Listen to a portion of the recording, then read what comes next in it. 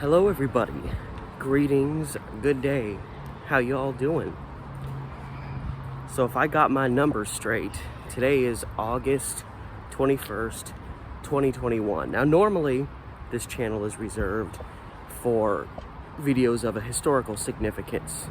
Every so often I may tie into that historical significance, but usually I try not to focus in too much on personal stories about myself. That being said, this is a particular situation where I have to break that rule. I absolutely do. So when we were younger, I'm 35 now, dealing with fibromyalgia, and I very seldom have the desire to drink alcohol anymore. But you know, when you're younger, you're more vibrant, you want to hang out, you want to party. You can usually, depending on your health and your general makeup, you can go to a party, drink a lot when you're young. You know, by young, I mean like 20, 21, just so there's no confusion. And you can wake up the next day feeling almost just perfectly fine. First time I ever got really drunk was 22 years old. And I didn't do it super often, but periodically I would drink with my friend just to cut loose. And I feel like for most people who at least got drunk a handful of times in their younger days, there was that one particular moment that would happen that either led you to stop drinking altogether, or it would drastically change how you did that, if that makes sense. Stories that force you to stop and take a look in the mirror and say, hey, that was messed up. I need to change my ways. And exactly 10 years ago today, I had that personal experience in my life. And I'm going to do the best retelling I can to you of that story, because I'm telling it to you based on having it told to me, because I was blacked out for a better part of this story. A story that I will bring to you now, and that those in the know affectionately refer to as the Ballad of Reno Steve. Steve the amateur historian.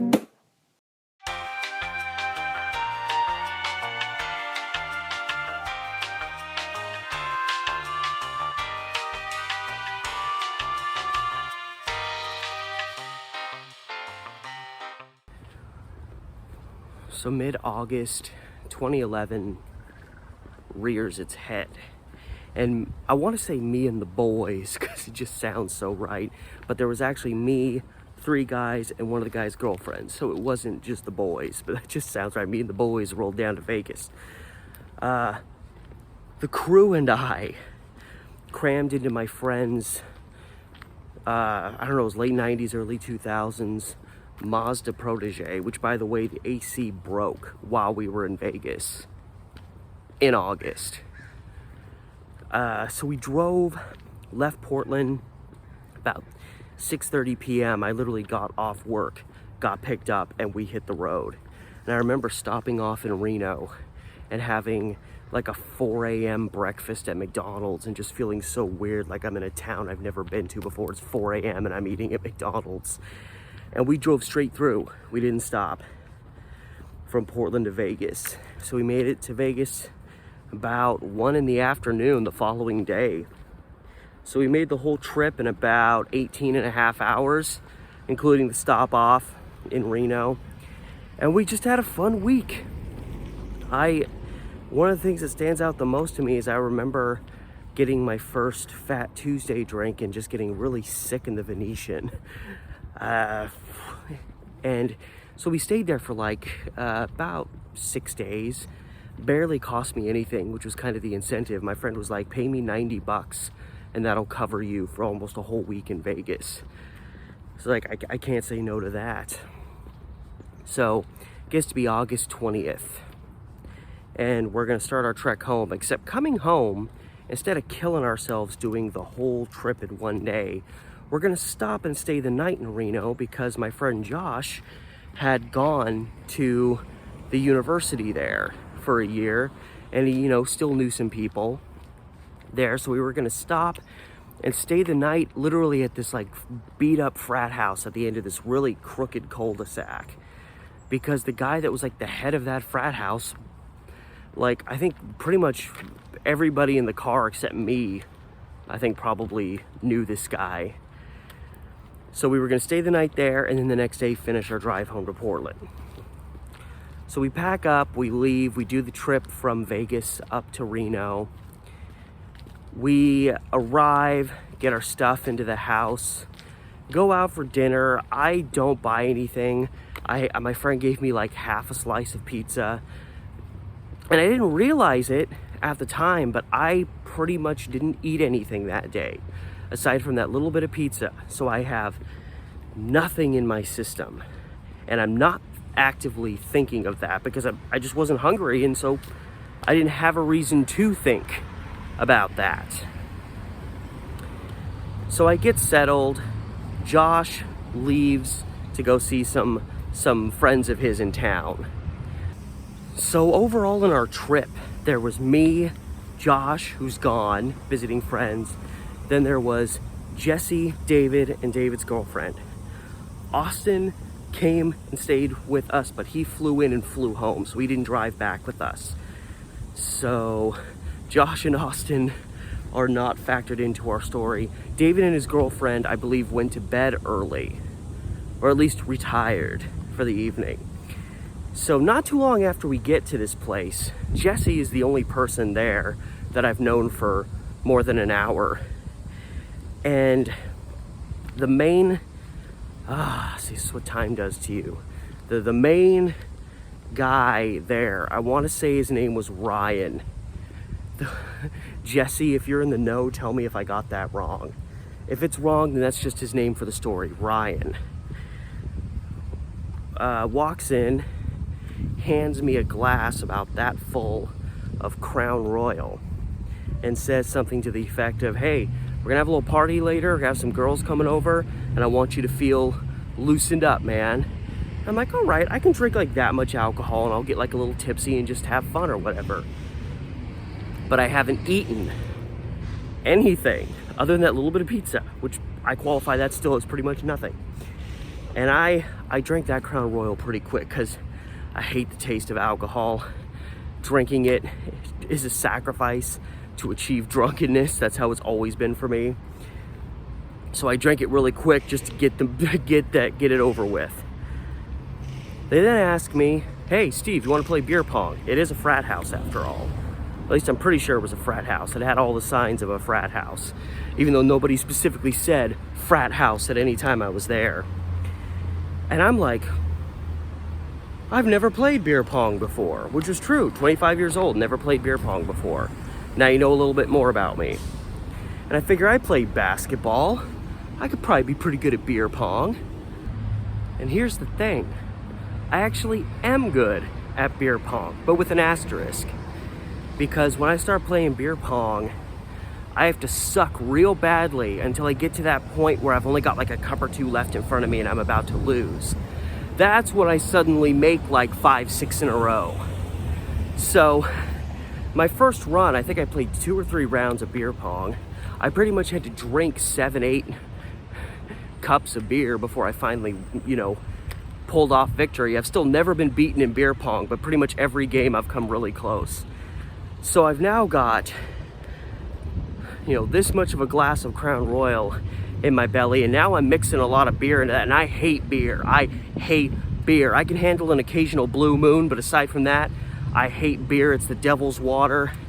It's the devil's yeasty, hoppy, disgusting trash water. But I'm starting to get a little tipsy at this point, again, because there's no food in my system, so I'm in trouble.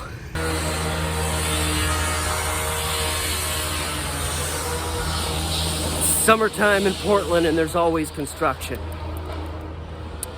So as I've made it abundantly clear, I hate beer. But here's the thing, I'm starting to get real toasty and tipsy, and when I get to that point, everything becomes my friend.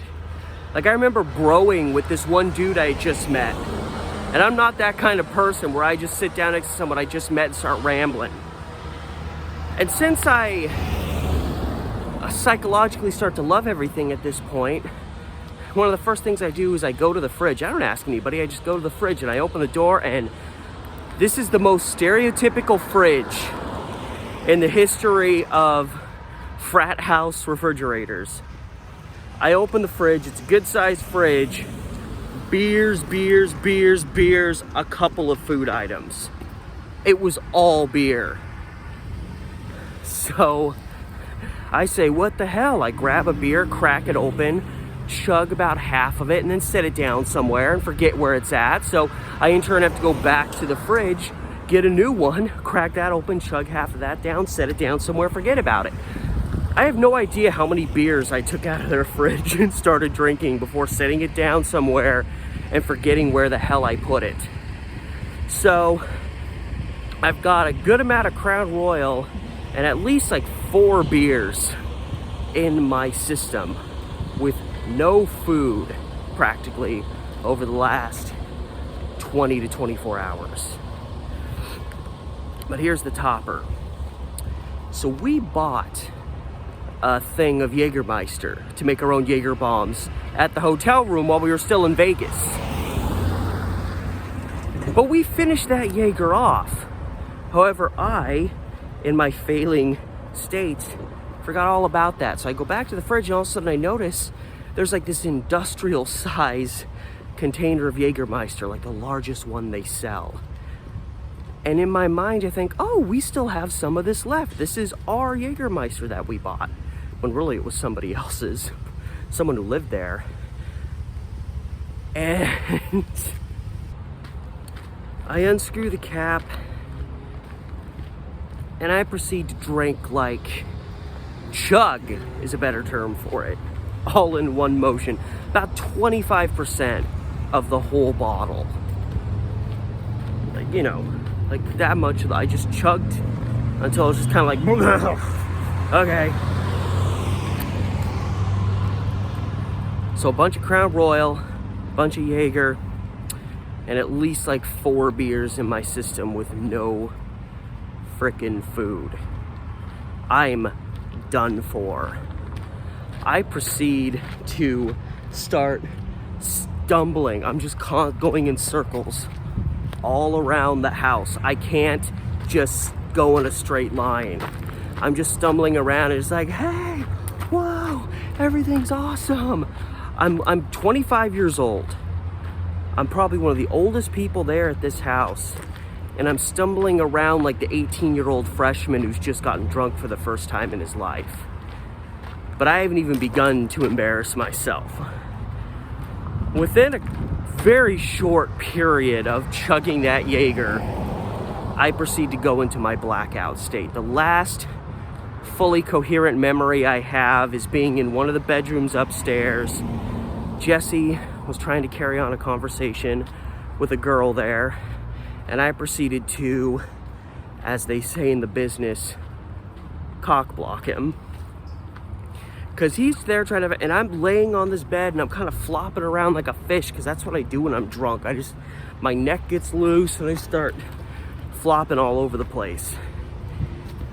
And I'm rambling about how great the Dark Knight was.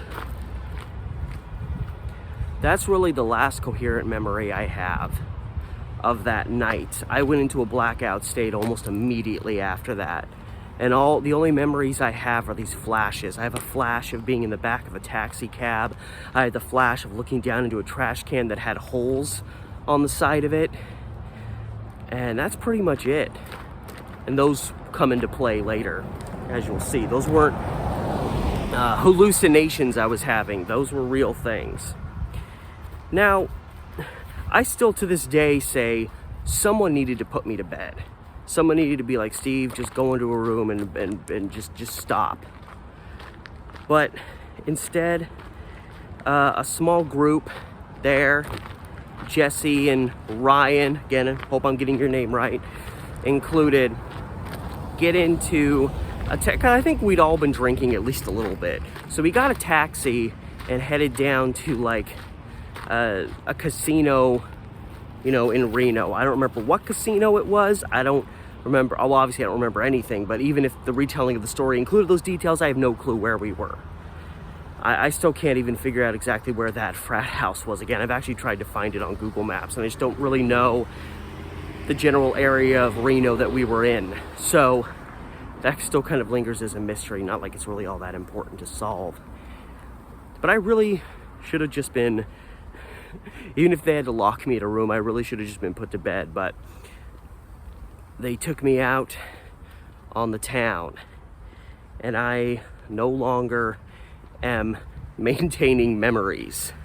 So actually from this point on, the whole rest of the story has been entirely retold to me by Jesse. And Jesse is a natural born storyteller. So he not only retells the story, he retells it with great detail and great gusto, which is why I'm able to bring it to you in such detail now. I've heard him retell it at least 15 times. And you have to realize, me, Jesse, Josh, and Austin, 4 of the people in this group, all work together at some point or another. So when we would get new people at work, Jesse would tell them the Ballad of Reno Steve. But the ballad is only just beginning. So we go out to get into the cab, and I proceed to pull, I don't know if they asked me to make sure I had my ID, but I pull my wallet out, and just all of my pieces of identification, anything that was in that wallet, flops out to the ground. So I'm like, oh no.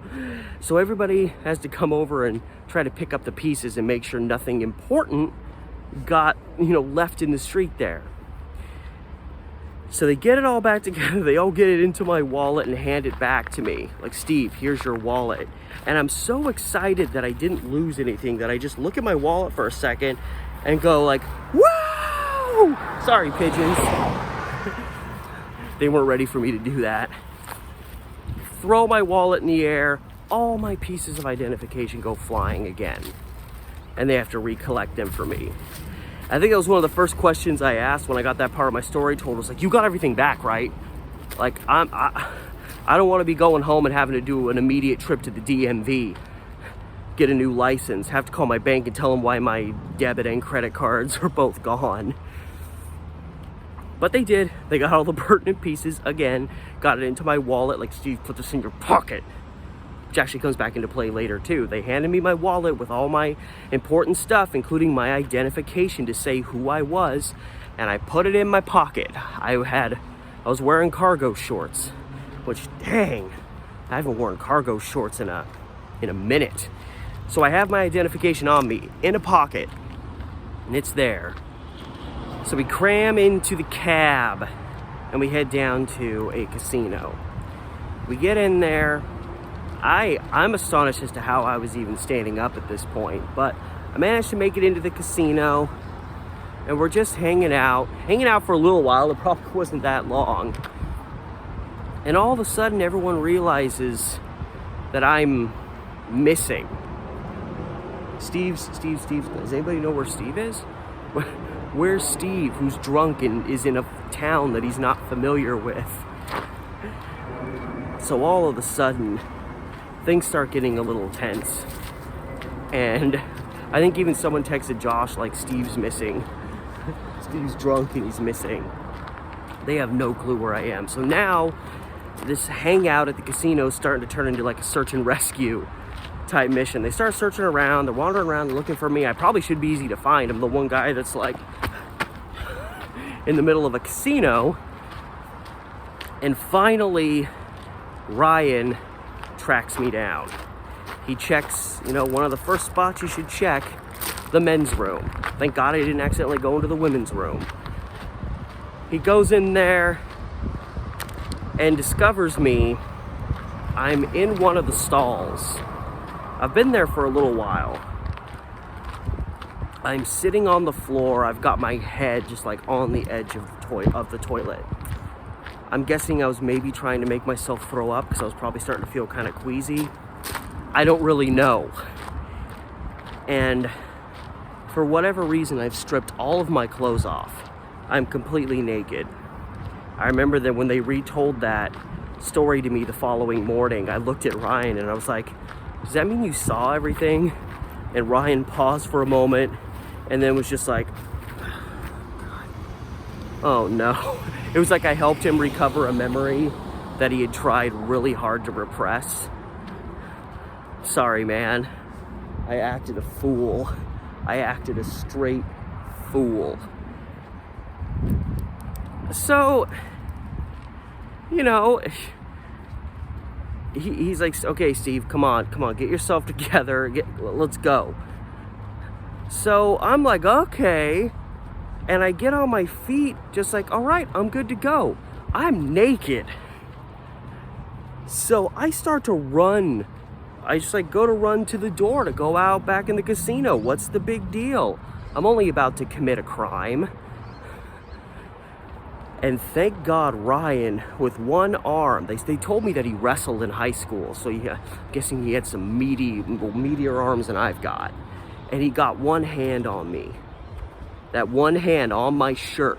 The one thing that prevented me from going out into that lobby or casino area or wherever it was gonna take me. And he pulls me back, slams me against the wall, gets like this close to my face, and is like, Steve, you need to put your clothes on. You're naked, get your clothes on before we can go out there. So I assume that hopefully strikes something of a chord with me. And I think he had to help me get my clothes back on before we returned to the lobby. And here's the issue. We get out of the restroom. We're back in the casino area. Ryan, from wrestling, I want to say, has like kind of a bum knee, so he can't really run. So we get out of the restroom, and it's like almost immediately after we get outside, I just start running. I'm just running through the casino, and he can't chase me down. So he texts, you know, I don't remember exactly who he texted, but he texted someone. It's just like, Steve's running. He's running. I'm like, what does that mean? It means I'm running around chaotic through the middle of this casino. And you know, I had just been in the restroom a little earlier, trying to, I would assume, make myself throw up, and it didn't work. Well, apparently all I needed to do was run around a little bit, because I proceeded to just stumble to a stop in the middle of this casino and just vomited right in the middle of the casino. And I had to throw up again. I managed to get to a trash can that had the handles on the side of it. The trash can I had the flash on that had holes on the side. They were handles on the trash can. I'm tragically embarrassed how long it took me to make that connection. So there's a lot of vomiting. I've thrown up on the floor. I'm throwing up in their trash cans. I'm making a general horse's ass of myself, and I'm affecting the experiences of the people at this casino. And they don't like that. So I'm about to almost be in a little bit of trouble. Like, security's coming out and they want to know who I am. And I'm like, I'm wondering how close I may have gotten to getting arrested. Probably not, but they wanted to know who I was. And they were like, you know, identification, we want to see your identification. And they're like, Steve, do you have your identification? And I'm like, like, I'm absolutely clueless. Again, earlier, when they had to recover all the pieces from my wallet, they gave it to me, and I put it in my pocket. So my ID is in my pocket, it's there. But I'm so drunk that I don't remember any of that, so I'm just kind of like, And for those of you that are King of the Hill fans, because they're hassling us, like, okay, whatever, he doesn't have his ID on him, what's this guy's name? You're his friends, you're with him, what's this guy's name?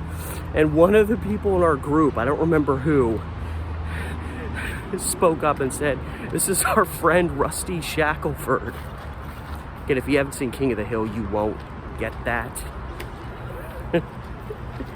And I don't know, I think maybe security kind of figured that was not the truth.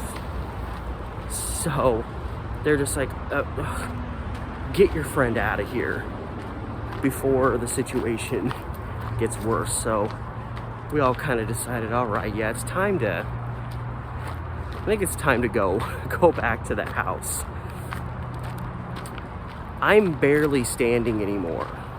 They have to call me or call for me a wheelchair for me to sit in so that they can wheel me out of the casino to the taxi cab because I just can't stand anymore.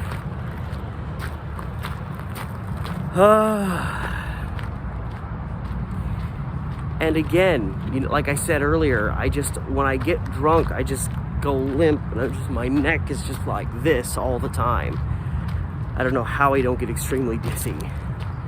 So we get wheeled into an elevator and there's this woman in there, probably, you know, around 40, very distinguished looking. She came there to have a good hang at the casino. She looks down and sees me sitting in a wheelchair and I'm just kind of like this. And they quickly make a point to say, oh, no. Like, I don't even think she asked. She may have. But I think it was just they volunteered up the information. Like, this guy doesn't have a condition or a disability or anything. He's just really drunk and can't walk. And apparently the woman replied back, well, we've all been there. Somehow I don't think for everyone it ended with them being wheeled out in a wheelchair. Maybe it has for some. I'm probably not the first person to be wheeled out of a casino in a wheelchair. And so, you know, they help me into the cab when we go back to the frat house. I don't get busted for anything, no harm, no foul. Everything's fine. I'm probably gonna have a bit of a hangover the next day, but other than that, it's cool. So we get back to the frat house. And, you know, they're like, Steve, stay in the car. We're gonna get out and we're gonna help you out. Stay in the car. I don't care. I throw the door open and stumble out of the car and start just stumbling towards the house.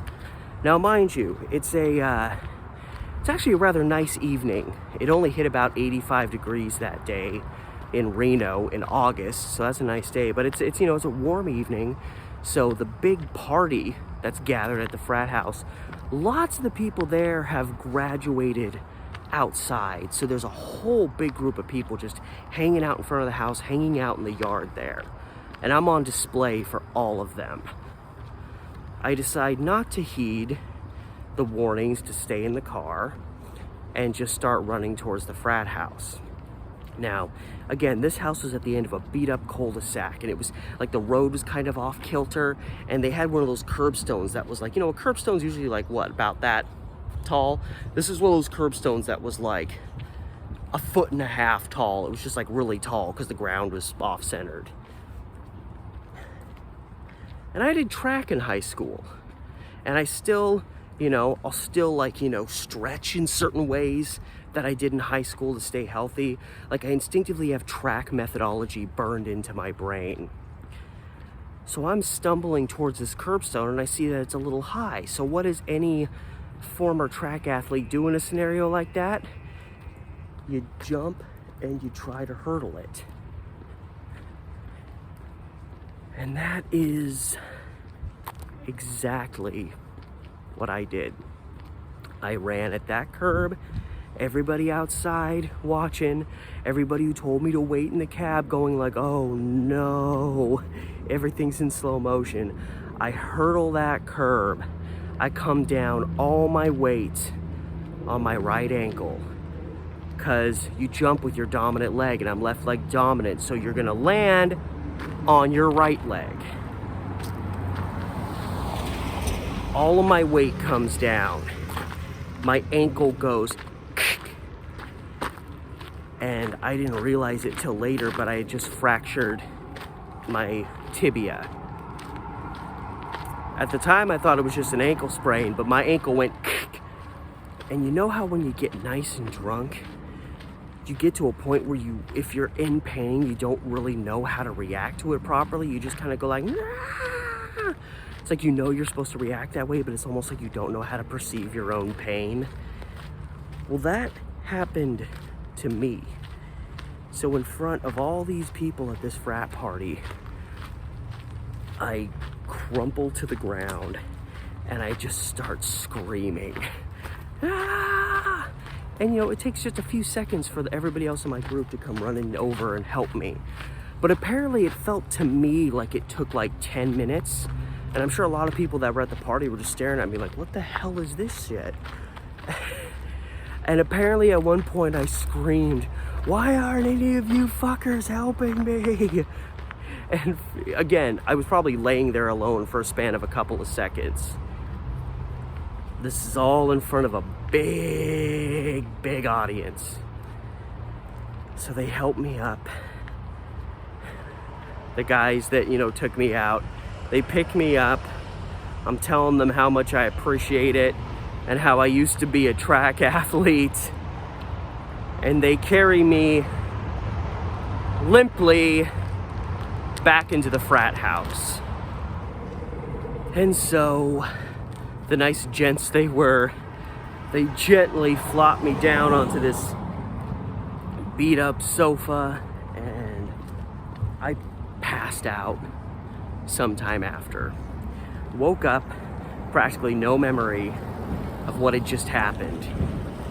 The only thing that, the moment I woke up, I was like, I sat up and I was like, did I sprain my ankle last night? And then I went to stand and I was like, oh, yeah. I looked at it, it's all swollen to hell.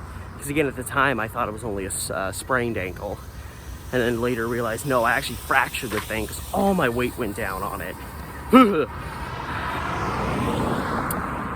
So, you know, I was surprised. I actually felt fine for a while. First, like, half hour I was awake. I didn't really feel a hangover. But that was about to change. Because while the Ballad of Reno Steve at the Reno Casino, hey, that rhymes, may have come and gone, wherein, you know, that started on the 20th of August and carried over into the 21st because we were well into the morning hours by the time we got back to the frat house. We have one last thing we're going to do before we head home. David, another guy in our group that I'd actually bonded with a lot on this trip, we kind of became bros. That was maybe about to get tainted a little bit because we were going to visit his, well, I know it's his grandfather. I want to say his wife was not his actual grandmother. I could be wrong about that, but I'll refer to them as his grandparents. We go to visit them because they live in the Reno area. So that's good for him to get to see family before we go home. And I sit down.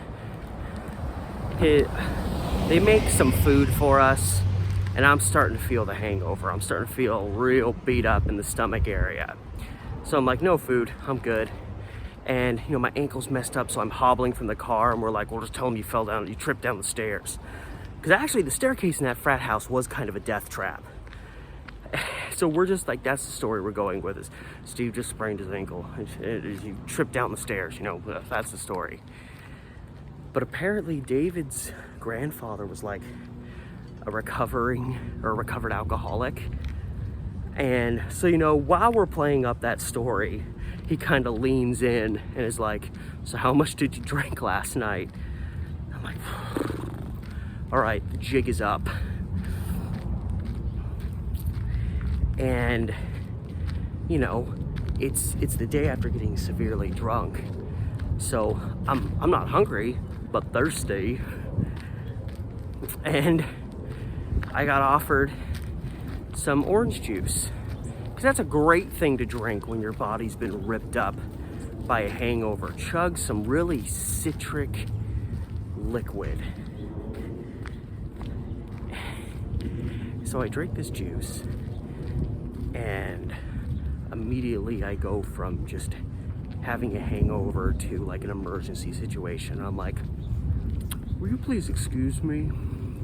I hobble to the nearest bathroom, and you can probably guess what happens next. I'm in there for like 20 minutes, just throwing up. And at one point, Josh cracked the door open and like slid a bottle of like Lysol in and was like, hey, can you spray that around a little bit when you're done? Thanks, man. And I'm like, oh, because I'm embarrassed. I'm not gonna be like, oh, screw your bathroom. And I come out and I'm like, I'm injured and I'm clearly just sick. And David's grandmother, who is this very, very verbose and outspoken woman, and she was Middle Eastern. I don't remember what country she was from. And she would make all these cracks about men back in her country. And so she's like, all right, you, pointing at me like, you, come over here. I'm gonna take care of you, like literally. And David's like, no, man, I feel bad. Like, we're supposed to be hanging out. You're having to take care of my friend. And I'm like, yeah, I'm fine. And she's like, no, shut up. And she like made me a thing to prop my ankle up. And I was just laying on the floor with my ankle propped up on a pillow for like the last 30 minutes we were there. And it was like, his grandma didn't care. She was like, no, you're messed up. Shut up. I'm a grandmother. It's my job to take care of you. No ifs, ands, or buts. So, just destroyed their bathroom. And then finally we hobbled back out. The one benefit of this whole thing was I had to cram in the back seat with 2 other people on the way down, but because of my ankle, I was able to steal the front seat on the way back because I needed space for my ankle and wrap ice around it, and just sat there just the whole way back. And of course I was sick most of the time, and finally made it home where the real fun started. I pretty much didn't work because my work requires me to walk around, and it was like for over a month, even just sitting in a certain position would make it hurt. And obviously it was broken. I couldn't walk around. So I didn't work for like 2 months. Thank God, this is an instance where like, yeah, it's the overall circumstances suck, but I was just about to go back to college. I remember like I was finally at a point where I could kind of hobble and walk again when the school year started, like, a month and a half after this happened. And I had just taken out a bunch of grant money. So I was solid. I don't know which way I'm supposed to be going. So I was actually okay because I'd gotten a lot more grant money than I actually needed for that first term at school. So I actually got like $3,000 extra, and that kept me afloat while I didn't work for 2 months. And pretty much just laid in my bed. I really just laid in my bed. And every now and then I would, it sucked because the only bathroom in the house where I lived was upstairs. So I'd have to do this like backwards crab walk on one leg up the stairs and just try to do whatever I could to not severely injure myself. And I remember, one of the last things I remember is going to an anime convention, and I was like walking with a cane because I was still kind of messed up and I didn't want to, put too much pressure on it. And I was dressed in a suit. I was playing a character from a video game my friend played. So I'm in a suit, look presentable, and I'm walking around with a cane. And this was right around the time that the show House with Hugh Laurie, I've never really watched this show, so I don't really know the storyline, but he had some kind of injury and he was walking around with a cane. And of course, he's like a doctor, so he would dress kind of presentable. So a bunch of people at the anime convention thought I was dressed up as Dr. House. They would see me sitting there in my suit with the cane and be like, oh, you're House. And I'm like, the first few people I'd correct him, and after a while I was just like, yeah, I'm Dr. House. So it stayed with me, and it's a story that's prevailed through the generations. Meaning, I guess, work generations. Again, every time we get a new person, Jesse would tell the story, and you know, I laugh at it because it's hilarious and ridiculous, but it did. That was a moment, that was the first time, and I'd had some doozy drunken nights with some friends to that point. I'd had some embarrassing moments. But that moment, I remember just sitting in my car, or in their car, driving back and thinking like, dude, like, things could have gotten worse. I maybe could have gotten arrested. So while it was all funny and whatnot, in the end, I was really embarrassed. And I paused and I was just like, I need to, it was the first real moment in my life where I was like, I don't drink a lot, but I still need to drink less. And ever since then, my interest in drinking, especially hard alcohol, has just dwindled. I'll do it from time to time. Me and my girlfriend went out and had a couple margaritas a couple weeks ago for fun. But aside from that, I just really haven't had that much of an interest in drinking hard alcohol, even like recreationally, like, you know, one drink. I still drink like hard ciders and stuff like that from time to time, but those are considerably less alcoholic. And I just kind of changed after that. My interest in getting drunk just, you know, and part of it was the only person I really ever drank a lot with was my friend Scott. And he moved to Seattle about a year before this. So I really didn't, I mean, I had other friends and I'd had drank with other friends, but it just wasn't quite the same. But this was that one moment where I was like, you gotta monitor your life better. You're 25 years old and you just made a horse's ass of yourself in front of a plethora of strangers and kind of screwed up, you know, this one guy's meeting with his grandparents that he doesn't get to see super often. And it's like, you were broing with that guy up to that point. And that, more or less, is the ballad of Reno Steve. We all, for the most part, have that story that we tell about that day that we realized maybe we're having a little too much fun and maybe drinking a little too much. Maybe some of you out there have much crazier stories than I do. I'm sure a lot of you do. That's not the point. The point is, this is my story. And it's now been 10 long, fun-filled years ever since then. So what are you gonna do? Sometimes you just go a little crazy and you can't control yourself. What are you gonna do? So anyway, I hope you guys were able to enjoy that.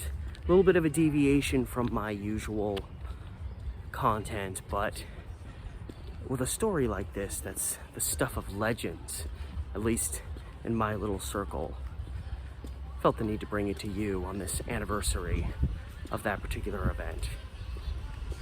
So all that said, thank you so much for stopping by, and I assure you the next video will be much more generally focused in a historical matter, not just my personal history, even though I feel like I have some doozies from time to time. And sometimes I tell stories about history that actually tie into major events, like the Coin Tower hostage crisis video I did. I'd actually met the guy that took the people hostage. That's just an example. Anyway, now I'm starting to ramble in a new direction. So again, thank you so much for everybody that's stopped by, taking this in. This is all for fun. Hopefully you got a laugh out of it. And if you didn't, I don't know what to say. You probably have a cold heart or are just very judgmental. No offense. So as always, remember to like, share, subscribe, hit up my Patreon if you want to help me out that way. The link is in the description. And I'm always posting more stuff there, extra content there for you if you choose to grab at it and become a Patreon supporter with me today. The links to all that stuff is in the description below. And till next time, happy 10-year anniversary, me. This has been Steve, the amateur historian. I'm gonna go steal that vacuum cleaner.